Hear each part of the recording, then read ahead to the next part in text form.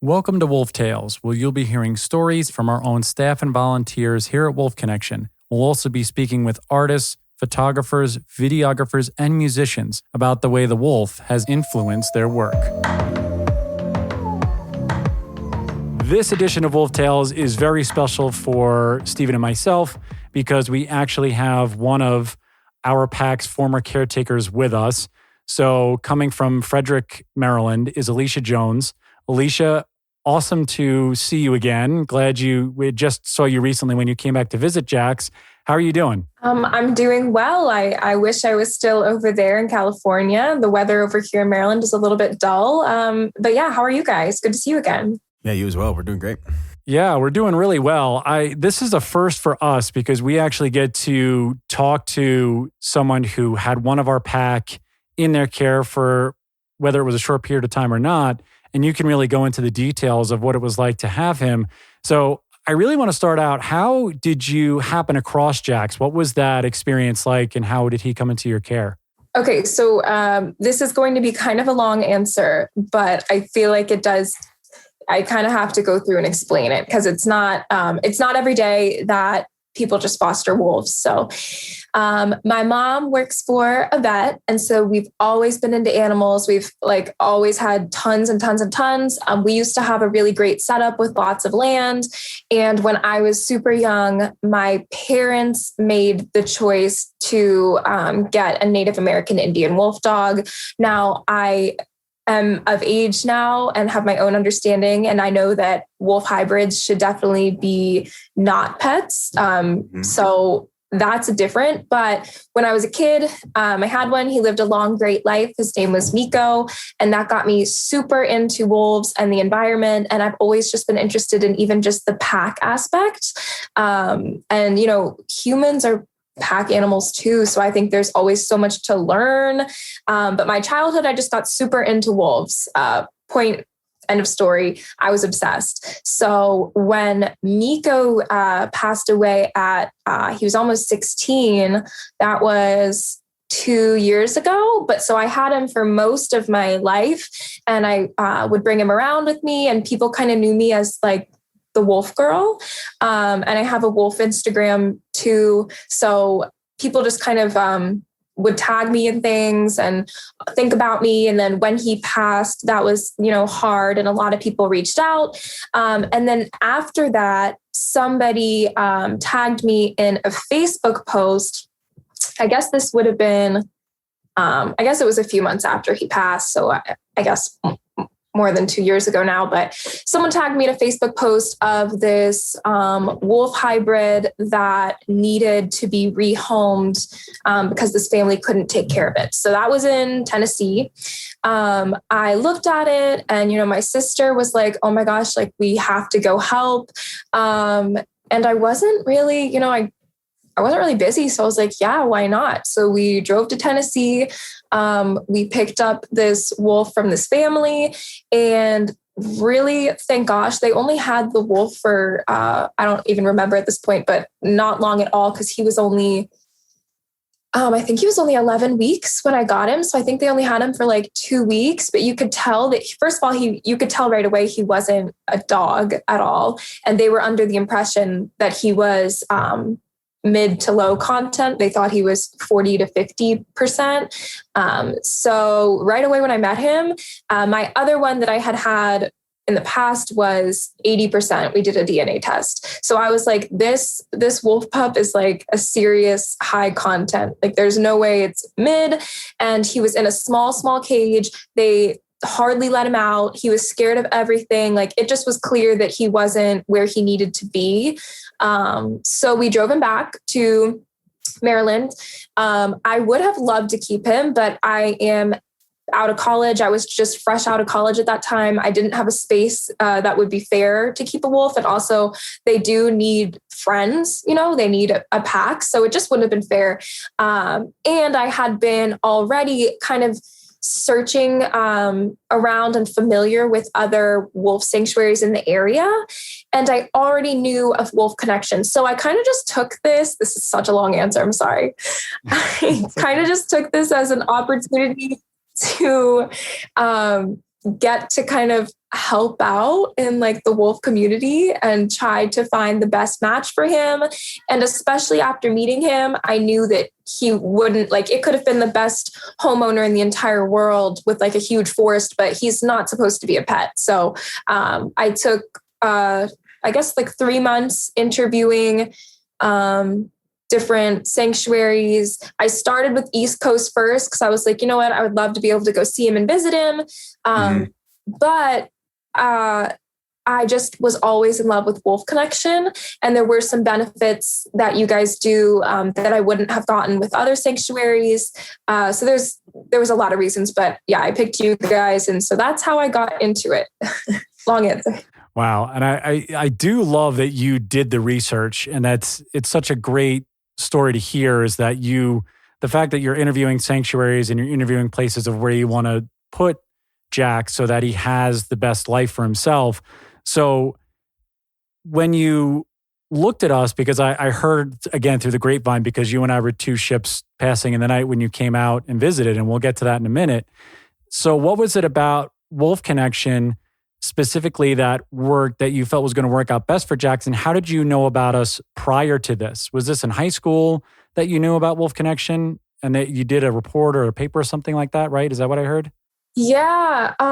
So I was super into wolves. I don't even remember what classes I took in high school anymore because it's been, I don't know, I graduated in 2014. So it's been a bit, but I took some type of like nonprofit class or something, and we had to look up our favorite nonprofit and write a paper on it. So I was looking into wolf sanctuaries because having a wolf dog growing up, I know, people get scared. People have opinions. There's a lot.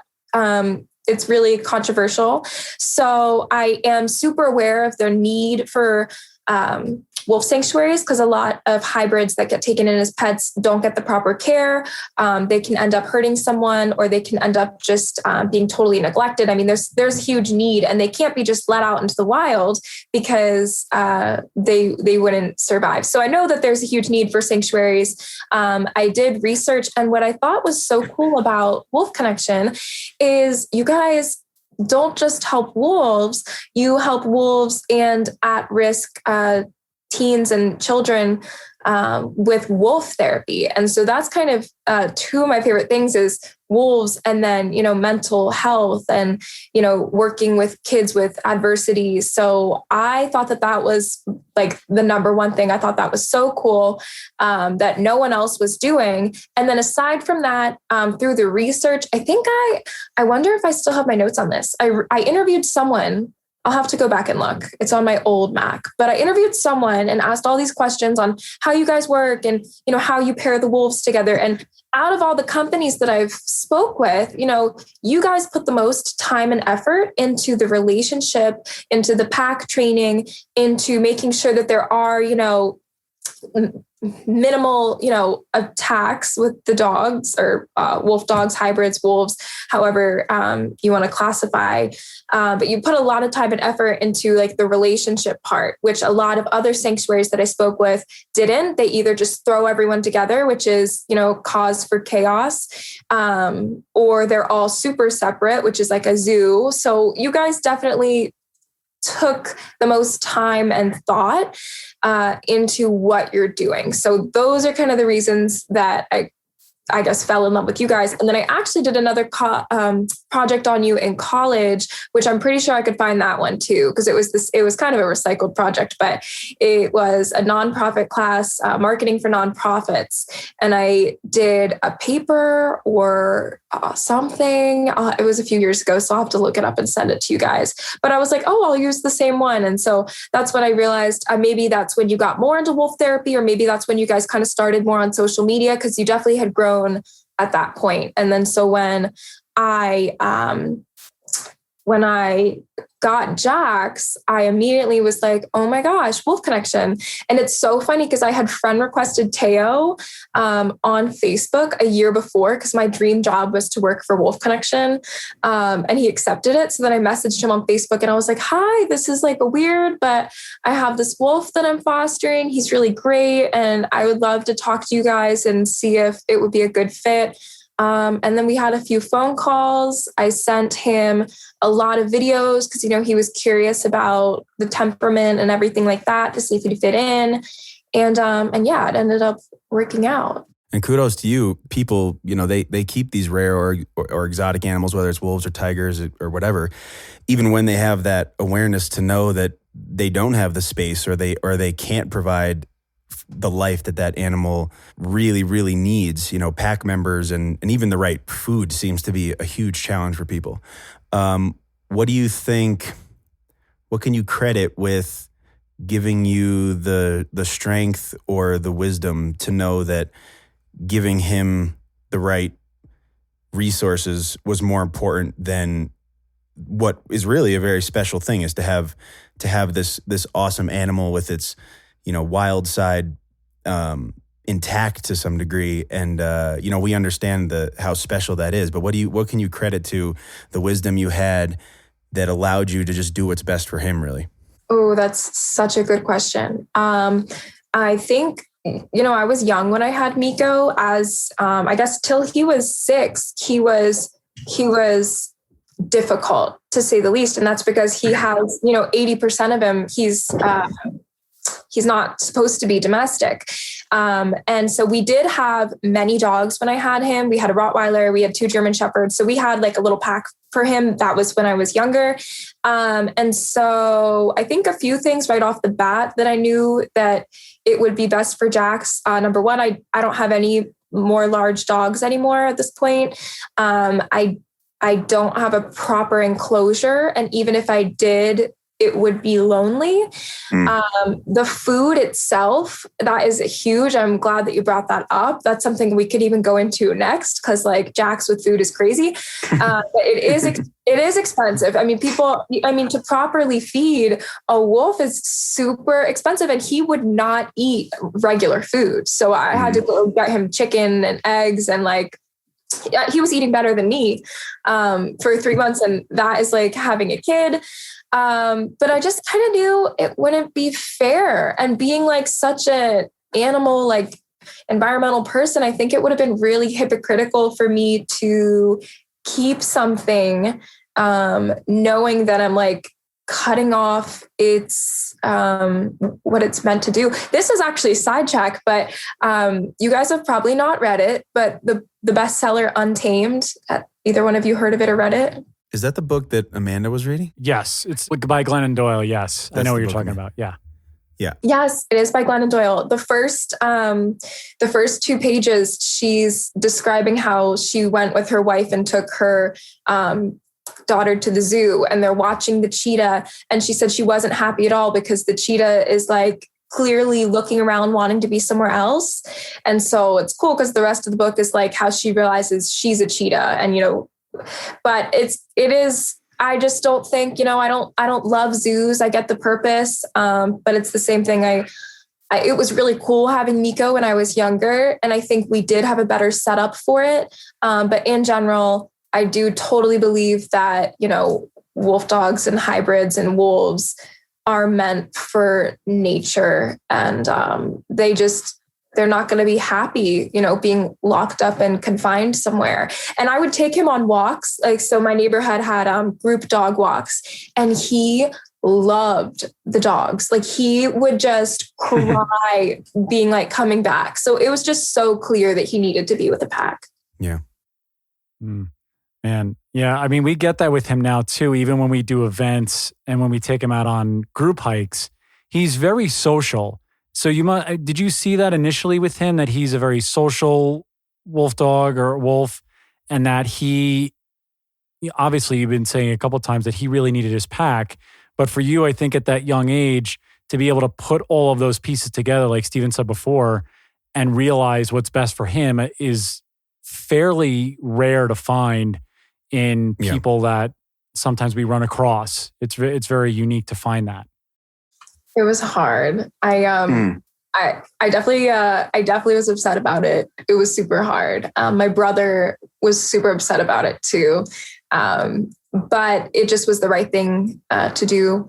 But actually his temperament, when we got him, he was so scared of everything. I mean, I expected that to an extent, but I mean, terrified. And I don't live in the city. I live in Frederick, Maryland, which, to paint a picture for you, is pretty like country. I mean, not all of Frederick is country, but we have land. I have this nice creek behind our house. I would like walk him to like 12 times a day because he loves walking.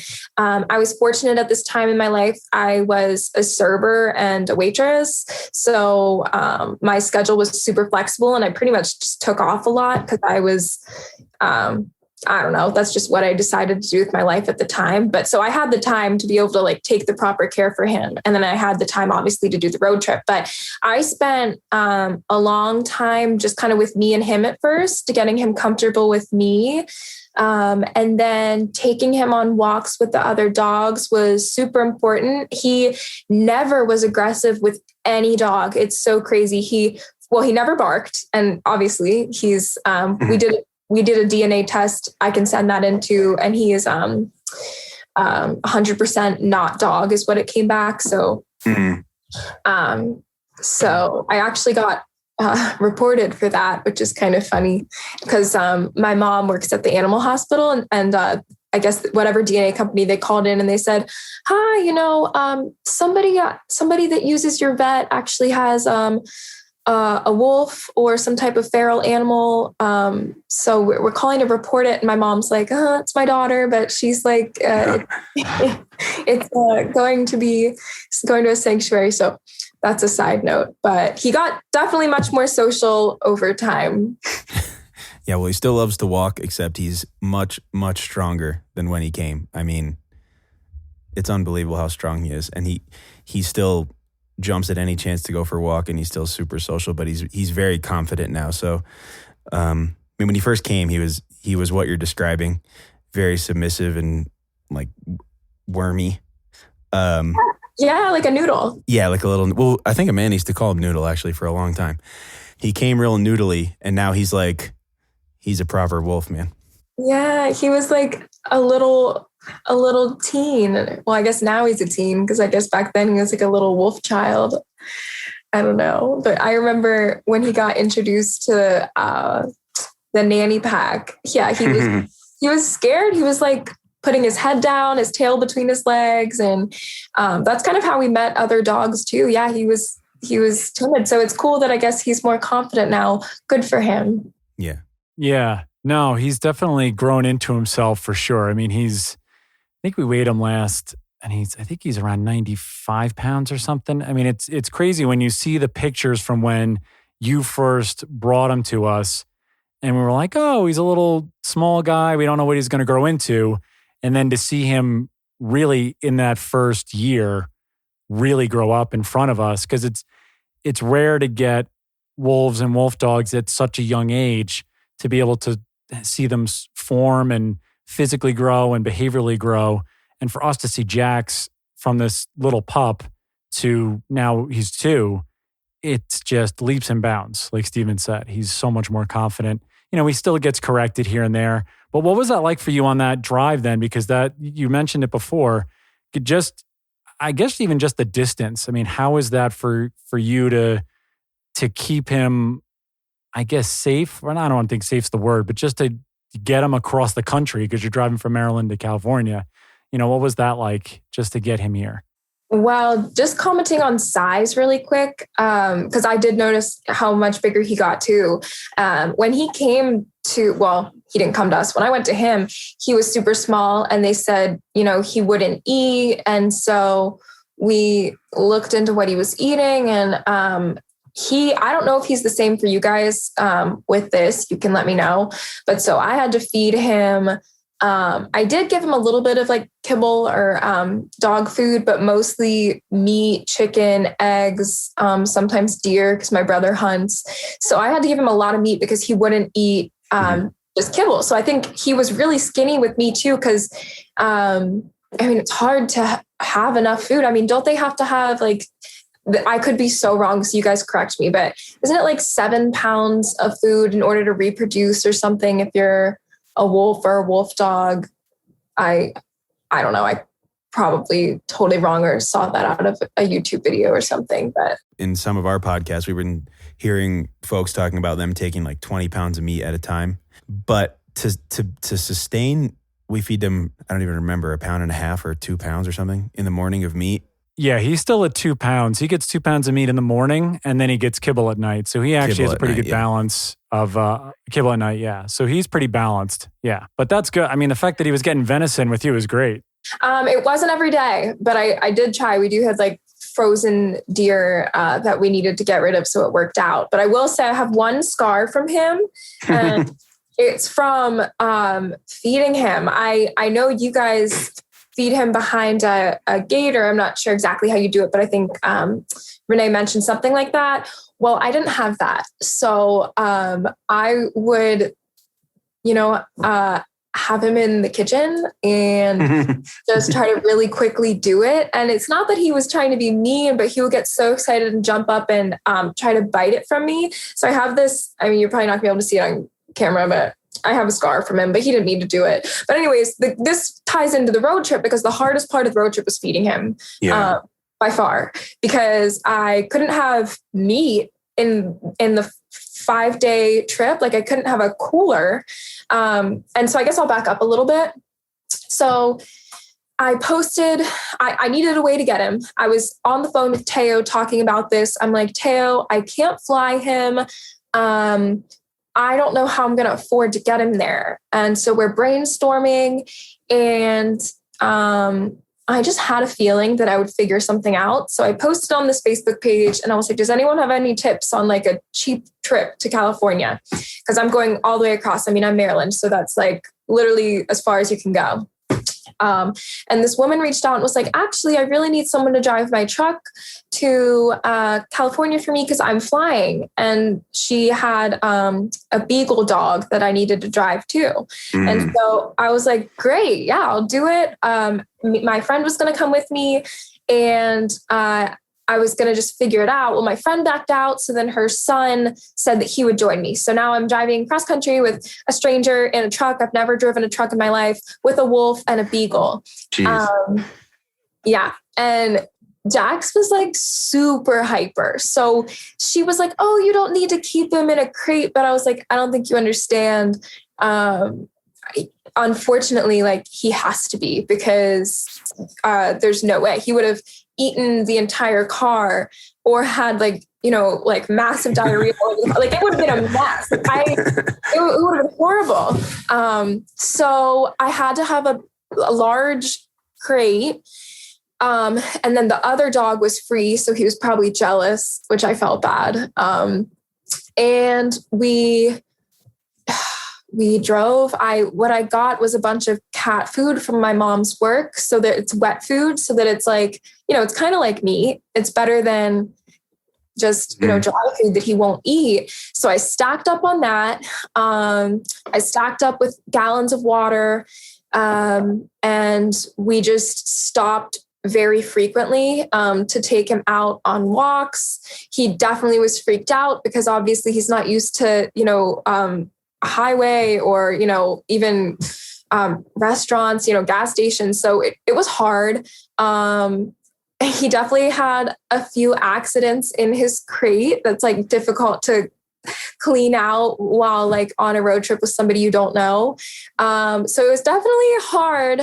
And to make things harder, wow, I wasn't driving, but the guy that I was with was driving, and we hit a deer on the highway and lost the front bumper and lost all air conditioning. And this was in Tennessee. So we still had to drive all the way across the country with no air conditioning. And my first thought is, oh my gosh, first of all, if a police officer comes, like, how do you explain having a wolf? I mean, I could call Teo, I could make it work. But then I'm like, now we have no air conditioning and I'm hot. So I know that he's going to get hot. Funny part is a police officer did come, and he actually was super nice. And he didn't even ask about Jax. He asked about the beagle. Like, he was looking in the back of the car and he's like, wow, what kind of dog is that? And I thought that he was talking about Jax, and he was talking about the beagle. I'm like, how did you not notice the wolf in the back of the truck? Yeah. So Yikes. That's miserable. Yeah, we made it though. I ended up going to the gas station and getting like 2-pound bags of ice, and I put it on either side of the crate and then on top of the crate. And then I even put one in there with him, and I have pictures of him like sleeping on it and like licking it. I felt bad. It definitely was hard, but it's better than, I mean, it was the only thing I could think of to do. So we just kind of had to work with it. Yeah. Man.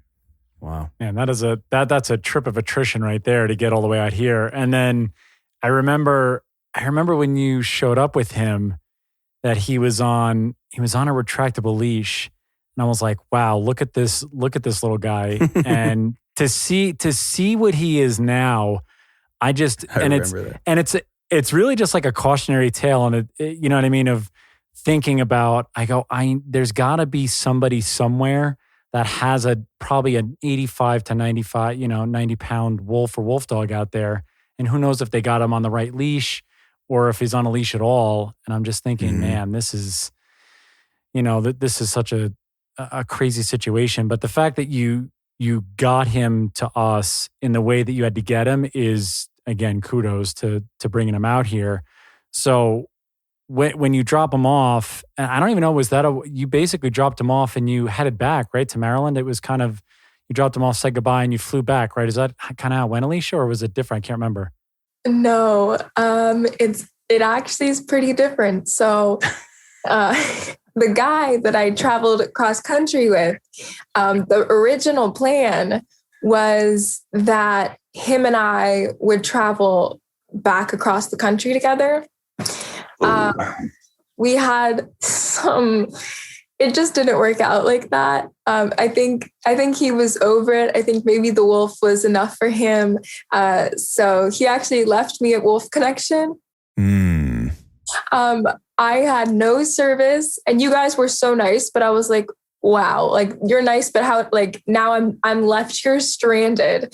And I forget who it was. I think maybe somebody named Katie drove me later that day to somewhere closer to LA. And then I had a friend pick me up in LA. I ended up staying for a week, and I tried to go back and see Jax again, but we didn't want to make him upset. So then I flew home. But yeah, it didn't go as smoothly as I wanted it to, but it was totally worth it. And it was definitely an interesting time. So I got dropped off there. I got to see him with the nanny pack. It was definitely emotional. It's definitely cool. Got to talk to a few of you guys, and yeah, I'll never forget it. Wow. Well, we're glad he's there, but you more than anyone else have to have some words of warning to folks who are trying to look for wolf dogs. I always think all the time, like, a wild wolf is the best case scenario, a sanctuary is the second best, and private ownership is the very last case scenario. But you've got to have a message. Oh, definitely. I mean, it's actually funny. When this was kind of going on, or right after this, that's when the Tiger King thing came out. And it relates, I think, really wolves, but totally. Any big cats, any wild animals should not be had as pets. I mean, they really shouldn't. First of all, if you are such an animal person, it's a bad look to have a wild animal, because anyone who's really into animals will know that that's an unhappy life for whatever species it is. So just alone, it's not a good look. It's not happy for the animal. They're not getting the proper care. And then just to see how much more, just seeing Jax alone thrive in his environment with you guys. I mean, it's painful to picture wolves and wolf dogs or any animal that's trapped in a single family home or a townhouse or however people have it. Just doing so much damage. It's just not fair. Yeah. And they can put up with a lot, so I think sometimes the communication barrier, it can be confusing for people. They think the animal's happy because it's not in some like extreme, freak out all the time. But in reality, they can put up with a lot of anxiety and pain and discomfort. And so it's hard to let that sink in for some folks that, you know, the animal looks docile, but that does not mean that they're thriving. Yeah. And I will say, you know, coming from someone who I grew up with, in 2004, before 2004, it was legal in Maryland to have a wolf dog. After 2004, it wasn't, but my parents got ours before 2004. And so being someone that grew up with a wolf dog, it is, you know, some people could say that I'm being hypocritical, but it wasn't my choice. And if anything, that solidifies my opinions more because I did see the differences between him and my Rottweiler and the 2 German Shepherds that I had. There's massive differences. And there's reasons that I connected so much with him. My old wolf dog never barked. And I don't know if this is real or not, or if this is from Twilight, but imprinting, you know, like how they have a strong connection with like one person or we were that connection. We both had anxiety.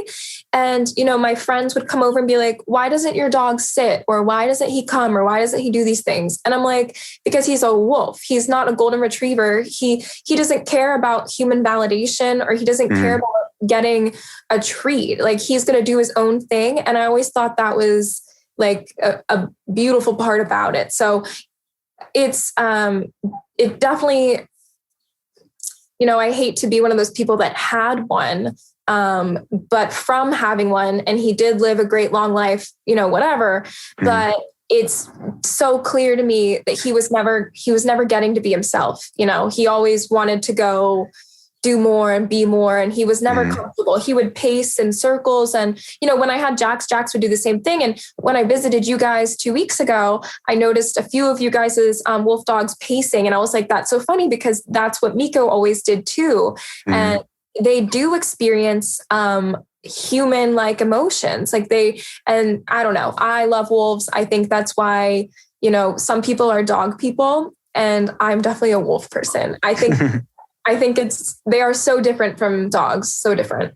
I just think I love your growth just from having Miko to Jax, because while you say you hate to be someone that owned one beforehand, to see the growth, I think just for yourself in having one before Jax, and then the time it took you to realize Jax doesn't need to be here. I need to do the research for you to question and then find the right place for him, I think is a huge growth edge for someone to not to say, oh, I'm going to try again and do it better. I'm actually going to find the right situation for where this wolf or wolf dog needs to go. And I think that's huge. So it's a learning curve, if nothing else. And that's for us to see that, that's beautiful. I mean, talk about when you came back here, because it was a little while ago. And I know from what I understand from Renee and Elena, he did recognize you because it wasn't as long of a time, I think, as many would think. What was that interaction like when you came back and saw him for the first time in a while? Yeah, I guess it had been maybe a little bit over a year and a half since I'd seen him. Because he got to you guys in the very end of August, I want to say. And then I just came back, a few weeks ago. So I think it was a little over a year and a half. And I was, curious if he would be able to recognize me or not. I was pretty confident he would, but he did. So just walking up to him and seeing him do his little thing where he scurries in a circle and then gets all low and then jumps up. It just reminded me of exactly how he was whenever I would greet him coming home. I took so many pictures and videos. It was crazy. He had grown so much, his coding had changed a little bit. He was still the same little wormy, rolling on the ground. He just was so much bigger.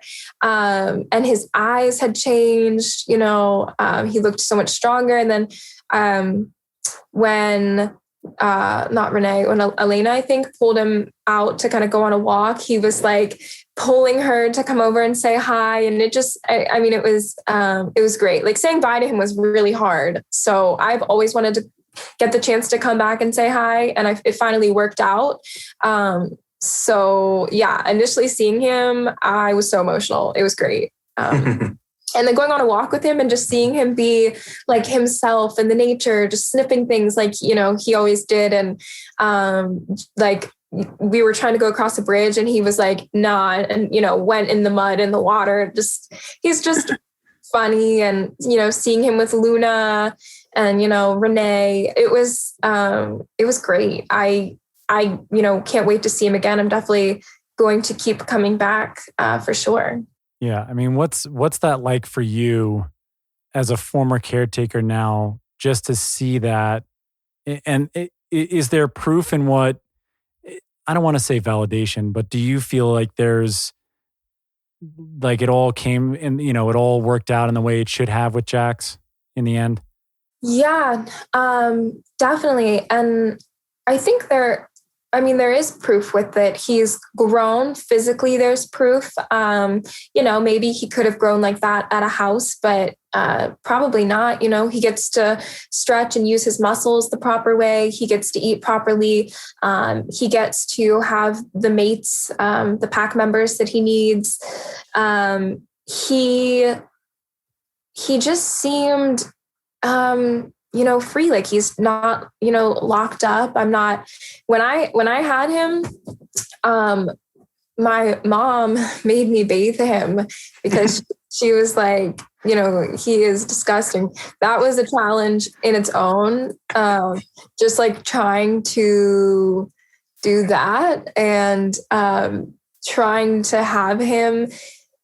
I just know that people would message me on Instagram because I did post him a lot, and I did have quite a few people say, I will buy him from you. I'll take him. And I said no to everyone because I don't care if you have 5, acres of land. I don't care if you have 500. He needs a certain setup, and you're right. He can't be wild. Wild would be the best thing. But he couldn't. And so he either would have ended up, getting hit by, this is something else to go into. People, if you don't have a proper setup, you guys have double fences and they're, I don't even know how many feet high, but wolves can jump, wolves can climb, they can get out. My old wolf dog, Nico, escaped many times. So they can get out, they can get hit by a car, they can eat livestock. There's a lot of things that can happen. They can end up in the Humane Society. They can end up getting put down. So, you never know what could have happened to Jax if he stayed with that family or if he stayed with me. You never know. Yeah. And those kinds of that kind of risk, those types of, obviously unintended results of having an exotic animal that can dig a hole deeper than you could imagine. We had wolves that we considered elders that were digging like, tunnels under the ground. And we've seen wolves almost clear 8 feet. They're very athletic, but those kind of unintended results of having an exotic animal, them getting out, them getting hit by a car, them eating livestock, if you consider yourself to be a wolf lover or a pro wolf advocate, in the sense of conservation, you don't want any of that happening. You want to be able to keep these animals where they're supposed to be, so not to give off the wrong impression of the species, because there's a long-term result of not making the right decisions up front with an animal like this. Yes, 100%. And people, people would see him in my neighborhood, Jax, and be like, that is not a dog. And, I was like, yes, it's not a dog, but he was nice and he actually got along great with everyone. But so I think in my neighborhood, at least, it gave a great representation. People were like, wow, they are, first of all, they saw how different he was. So everybody on my street was very aware that he needed to go somewhere. No one was like, oh, you're quitting, so that was good. And then everyone also realized that, they aren't, these horrible monster animals. So So it was actually a good thing. But yes, when somebody has a wild animal that's not tamed, even like pit bulls get a bad rep. Any animal that animal can paint a picture for that person, and then that person can tell 10 people, and then 10 people will tell that story. So definitely one animal can paint a picture. And so there's definitely a bad picture painted of wolves across the board. Yeah. And I think that's why it's so key that, we had this discussion with you, because it's very rare to have a firsthand account to really dive into what it was like, and really to push out the message of ownership of these types of species are really not something that needs to be, in the forefront. In that if you see an exotic animal that is somewhere it shouldn't be, it needs to go to sanctuary, or it needs to go, like Steven said, a zoo is probably it's the next tier down, I guess, in terms of it, but it can't be in a domestic place that things could happen that would be a detriment really to the animal itself. And I think sometimes that's where it gets lost, is that people say, oh, well, it'll get taken and put into a shelter. And a lot of these wolves and wolf dogs get put down because they can't get adopted back out or put back out. And I think that's a huge message that we try to push here, is that there's that consequence of having an animal like this. Yeah, and the PSA worth mentioning is the only time I ever have seen somebody say like, oh, I have a wolf dog and it worked out, is when they were wrong and it wasn't a wolf dog. I mean, they show me a picture of it and I'm like, that is 100% without a doubt not a wolf. And that's why it worked, But whenever I've met somebody who had a wolf dog, they always had one because they brought it to a sanctuary. It never worked out. Do you know what I mean? Yeah. And one thing I do want to comment on, I don't think that people, these people that do have exotic animals, I don't think that they're all horrible people. No, of course not. No, not at all. But they do have the wrong, there's something, they want the exotic. And so I love my family. My mom, works at a vet. She's been a hospital manager for 30 plus years. And she came across wolf dogs because somebody brought one in, and that's kind of how she got into getting Miko. Miko did have a great life. Do I think he could have had a better life? Yeah. He still could have, but we did have a good setup, but he still could have had a better life. And it's not even legal here anymore. So then it gets into conversations. You have to lie at the vet. You have to lie about these things. Like, people go through these crazy hoops, and it's just for what? For your ego, It's, it is definitely a whole conversation to be had. I don't think they're bad people. I think they are confused on what the animal actually needs. Yeah, exactly. Yeah, I think that's a very good point to bring up, is that definitely I've also not met someone who said they had a wolf dog that I considered to not have good intentions. They all had great intentions. This is all about reconnecting with your primalness, and that's a very important and worthy endeavor in your life. It's not something to take light, but in this particular case, the animal is the one who suffers, and it's generally with good intentions. So it's a good point. Yeah, I agree. Yeah, I agree with you, Alicia. Yeah, no, that's huge. And I think you both are right and you're spot on. And I think that's something that we all try to push out there, is that we are, we're here to just say that everybody that, really take stock of what you're doing. And there are so many stories just within our own pack of wolves, of people that had great intentions. They love these wolves. They love these wolf dogs. There is nothing but love, I think, that comes from the initial, whether it was a purchase, whether it was a gift, whether it was somehow they found them.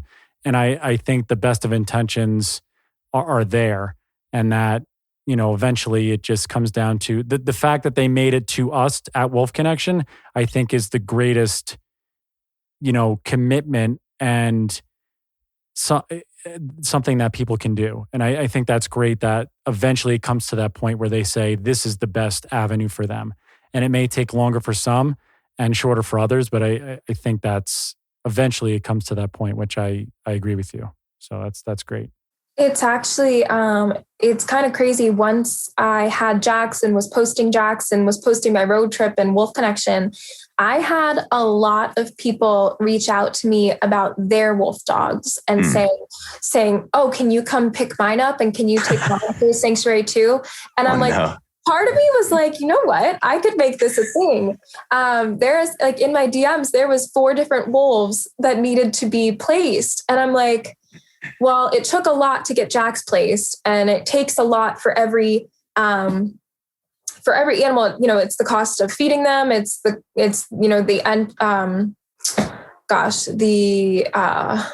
attention they need. It's, you know, making sure it's a good fit. And then the enclosure itself. So I know it was hard to get Jax in with you guys because Teo almost said it couldn't happen. And then you got a donation. But people were like, what is a wolf sanctuary? Is there even a need for that? There's a huge need for it because there's so many people that are like, wow, I realize I can't handle this hybrid. I would love for it to have a better life. And then really there's tons of wolf sanctuaries that are packed full. So in the future, I would love to, I wish that we didn't have a need for this, but I definitely see the need for it. And, I'd love to either be a part of a wolf sanctuary, whether it's working or volunteering, or having my own, because there is, even in my DMs, they're flooded with people that help, whether they get old or they have trauma or they get sick or they can't take care of it. Or maybe the wolf dog was advertised the wrong way. It was, they said it was a German Shepherd. It's not, whatever it may be. There is a large group of people that aren't taking proper care. So there's always going to be a need for wolf sanctuaries for sure. Yeah, absolutely. Yeah, maybe she'd have like a road trip. You'd be like, we have a show like a road trip wolf, we rescue wolves on the road and they come here. They're going to have to Exactly. Just going across the different rescuing states. all the wolf dogs across the country.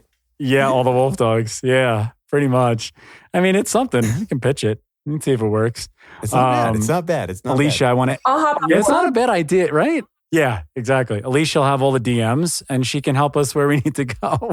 We can GPS. She could drive. That'd be great. Yeah, absolutely. Absolutely. I don't know how I made it, but I did. My God. Yeah, it's really impressive actually, because a road trip without a wolf, a road trip with one dog can be a lot of details, just where to stop and what to do with the animal on the long drive and bathroom breaks and food and all that stuff.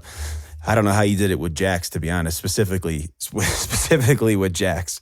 Yeah, well, I don't know if this is like the time, but I have my little book in front of me. Yeah. This is him in the ice because there was no air conditioning. I felt so bad, so I was like, oh yeah, I want to see this. A little worm. I know, and this is him and his friend. Actually, I'll just take it out of this book.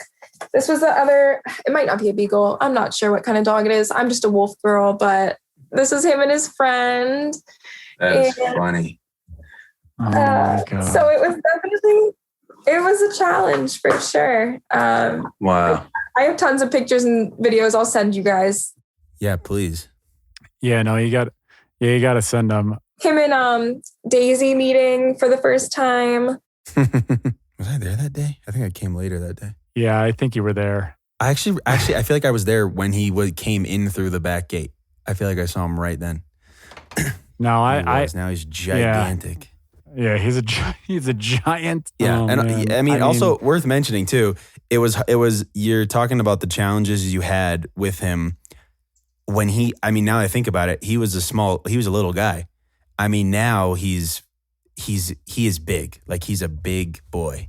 I can't imagine. I mean, and I was lucky enough to work with wolves at Wolf Connection for years, and I can't even imagine what it would be like to manage a critter like Jax at home. Oh, yeah. And so some of the people DMing me, gosh, this woman had beautiful, beautiful wolves, and she didn't mean to have them. It was actually a situation where I could get this messed up, but somebody that did have them died. And so she was the new caretaker. Yeah, and she was like, I don't know how to care for these, but they were huge. And I'm sitting here like, well, my Toyota Camry can't handle that. I don't know. I was lucky that he was as small as he was, because it would have been a completely different story if he was 90 pounds, Oof. Wow. He wouldn't have fit in the Yeah, car. putting him in the truck would have been, oh man, that is just, yeah. I mean, like I said, kudos to you for, again, I think just for doing the research, for literally trucking and getting him out here, and the fact that you still have the connection with him, and really wonderful that you were able to get out here and see him. And I think that's a huge thing, I think, is that people need to understand that there are individuals that really care for these wolves and wolf dogs, and that it's not, sometimes it is just a drop off, but people such as yourself and others that have donated over the years and sponsor over the years for our pack is just, it's really good to see that connection isn't broken, and that you're still involved and you're still want to know how he is. Yeah, and you brought him at the right time too, right? Because unfortunately for a lot of our animals, they come with some serious, like, deep traumas, and it's very hard to soften those, to soothe those. And you brought him at the right time, and you did the best you could while you had him, and that definitely shows, because he's so open and expressive and adventurous and, open to connection. And so he's going to have a great life because of that. Well, thank you guys. I mean, thank you for everything that you do and all the work that you put in, and, just advocating and, educating people. There's a lot of people that, told me that I was like quitting and giving up. And I was like, you're misunderstanding the entire thing. So what you guys do is really important. And, I'm so grateful that you had the perfect place for him. And I'm so grateful that you're able to use these wolves with these hard experiences. I know you have some that have had their lungs, their vocal cords taken out. You've, some with severe disabilities. And you get to help the at-risk youth kind of like learn strength and resilience. So I absolutely love everything that you guys do. And I would, hopefully one day I'll get to come back and kind of see it more in action, or maybe I'll be around more often. But I am super grateful. And thank you guys so much for having me on here too. Yeah, absolutely. Thank you. No, I got to ask you one last thing, Alicia, before I let you go, is, can you answer some of it? So when you hear the word wolf, what's something that comes to your mind? For me, I think of the wolves in my life. But I mean, I also think of like free spirit,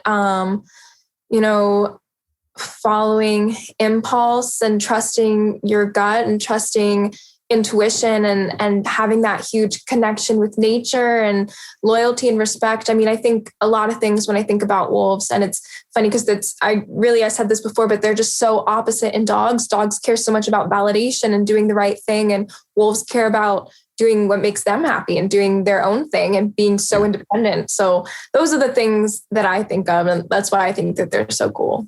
Awesome. I love that. What do you guys think of? Oh, we got a reverse on us. Steven, you go. What is it? First thing that comes to my mind when I think of wolves, honestly, fun. I think of fun. I think of laughter. I think of play. I think of authenticity. I think of streams. I think of dirt, mountains. Yeah, those are the first things that come to my mind without me thinking too hard. I think of adventure. I don't know why that just popped in, just because there is so much out there. And I've always wondered if you could, see through, just sort of take their eyes and like be inside that somehow and see what they see for just a day. Because when we went to Yellowstone, I was thinking that. I go, what do these wolves see every day? What animals do they see every day? What's the feel of it? It's just got to be every day is new. It doesn't matter if they've taken a certain trail, but I think adventure is the one thing that I think right off the bat, because there's so much to see and so much to do. That's what would come to me. Yeah. Yeah, definitely. I love it. I was going to ask you guys a question, but you go first. Yeah. Ask it. Go for it. I was going to say, okay, what brought you guys to Wolf Connection? Because I think it's such it's a niche thing. So how did you guys get into this? I'll go. So Elena and myself actually went on basically a walk with wolves. Gosh, it's got to be over 5 years ago now at the old property, the first property of Wolf Connection. And I mean, after we were there, I'll always remember this, is that Coda actually somersaulted into my lap on the way up to our cars because they brought Coda out, and he was a younger pup at that point. And they brought him out to meet us on the way back to our cars. And so he licked Elena, and then he flipped into my, he was like kicking me and flipping into my lap. And I was like, is this a thing that actually happens? And Elena started right after that. She was like the next week she started. And then after I cleared my schedule, I was probably 3 months or so after that. And it'll be 5 years in August. So I can't believe that time has passed already, but that's how I got there. Yeah. I think, I went to a community hike first. I always had a thing for wilderness, I guess. And bears, lions, and wolves, that I associate those species with really remote wilderness. And that's always sort of calling me in some weird way. So I think a friend of mine went to Wolf Connection, told me about it. At the time, I had just moved to California, and I was sort of, really probably the only time in my adult life that I remember feeling very lonely, and I had a lot to do. I was coming and starting this new thing and this new career path, and doing quite a bit of work, but just not a lot of companionship and not a lot of, I don't know. I felt like I was losing myself to some degree. And so I went to Wolf Connection, and I'm listening to Teo tell the backstory. I wasn't really planning on working there ever, but he then, I think how it happened was he said something about some of the responsibilities of employees and volunteers there, and he was talking about hiking with wolves, and that obviously piqued my interest immediately. And I raised my hand and I said, when can I start hiking some wolves? And he said, here, just get this guy an application. So I did the application, went through the process, and ended up there. And it ended up really being like the exact thing I needed at the time to just reconnect with myself. And then once I had felt that I had that, I'd felt that reconnection happening, then I became really open to a lot of other aspects of my life that I was interested in, and that deepened my connection with them, and they helped me deepen my connection with other people and my connection with my power, really. I love both of those stories, but I love how many times you just used the word connection, because Wolf Connection is the only wolf sanctuary that has the word connection. And I think it's such a strong word. It's such a good name because it is all about connection. There's all different types of connections and relationships and ways to kind of ground yourself and different ways to feel. So I think it's a great name that embodies everything that you guys do. And people that are looking for that connection through an exotic animal, there's ways to do it without owning one. So, they can donate, they can support, they can adopt, they can show up and support, companies like you guys. So I love that that's how you guys got into it. And other people who are looking, to have a close relationship with wild animals, they can do the same thing. They can volunteer, they can work. I think we're going to have you on our marketing staff. I just love it. I love it. And everything that you're saying is, I know. I'm putting in a Maybe we need a third co-host on the podcast. Maybe. I will come on this podcast anytime. There's so much to dive into. You could really, there's different topics you could go into, just how COVID has affected you guys. I know how it's affected veterinary hospitals. I know how it's affected different animals. It's affected the donations and funding and the events you guys can do. You can talk about even, I don't know, I'd probably have to go back and look, but the relationships between, the at-risk kids that you have and the wolves and, what that looks like and the events that you do there. I mean, there's so many questions that I would love to go in and, ask you guys about. So if you ever want me back, I will come back. Yeah, absolutely.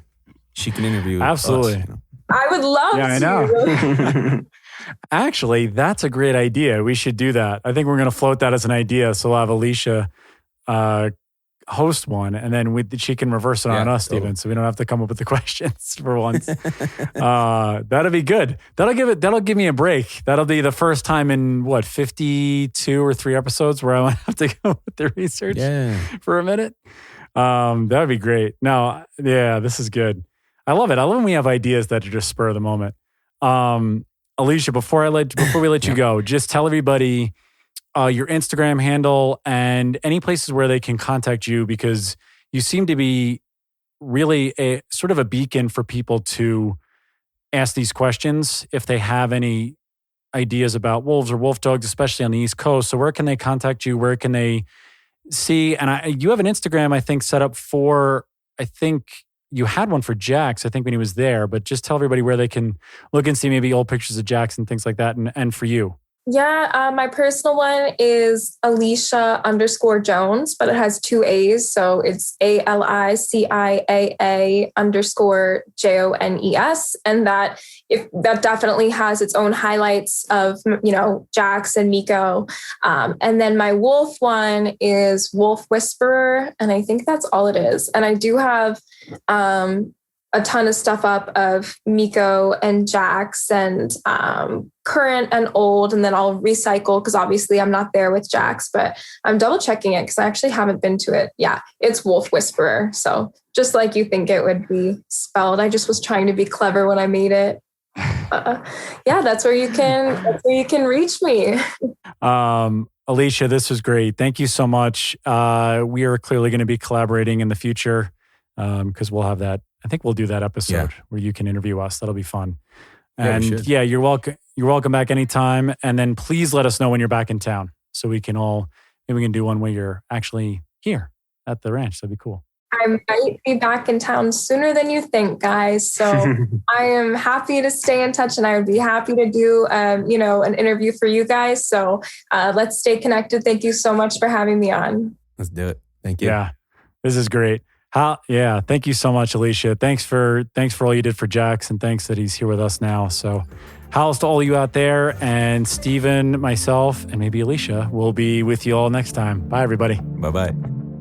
Looking to support Wolf Connection or sponsor one of the wolves in our pack?